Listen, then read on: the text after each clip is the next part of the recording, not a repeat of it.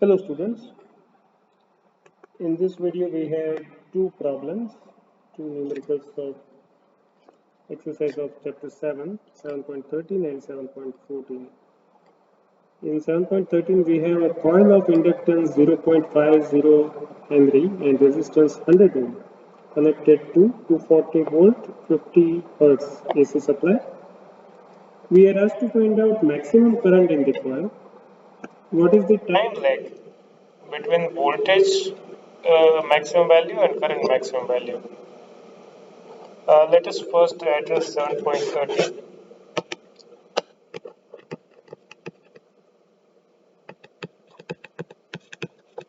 What we are given here, we have L value 0.50 Henry and and R value we have 100 ohm. VRMS is 240 volt and frequency is 50 hertz. What is the maximum current in the coil? So I am question mark time lag delta T question mark. So we can say that first we'll have to find out Z value. So for RL circuit Z is R plus J omega L. Secondly, mod Z you will have to calculate, which is under root R square plus omega square L square. How will you find out omega? With 2 pi f. Okay. Once you have this two, you can find out 10 delta, which is opposite by adjacent. So delta value is 10 inverse of omega L by R. Okay, so we have all the necessary quantities for calculations.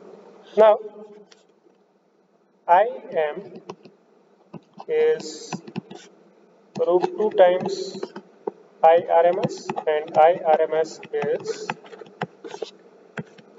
VRMS by mod Z.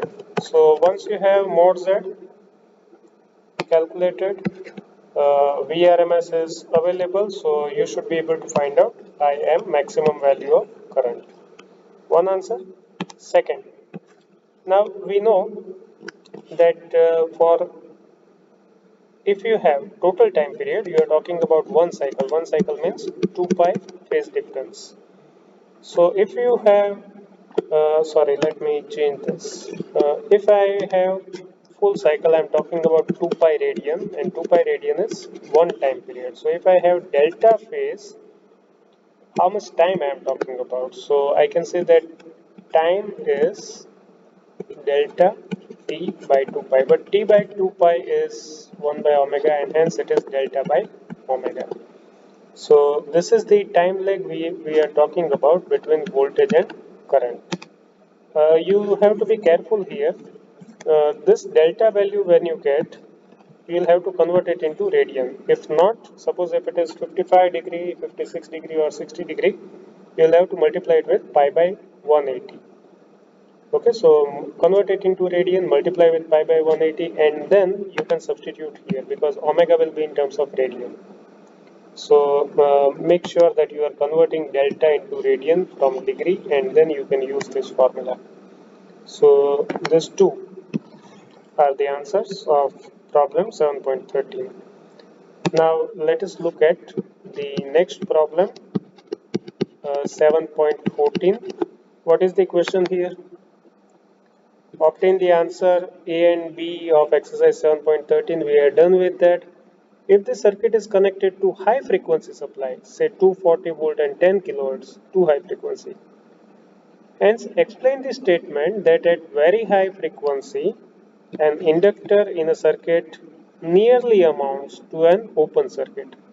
How does an inductor behave in a DC after the steady state? After steady state means after the increment or decrement in current or voltage has stopped, that is steady state condition.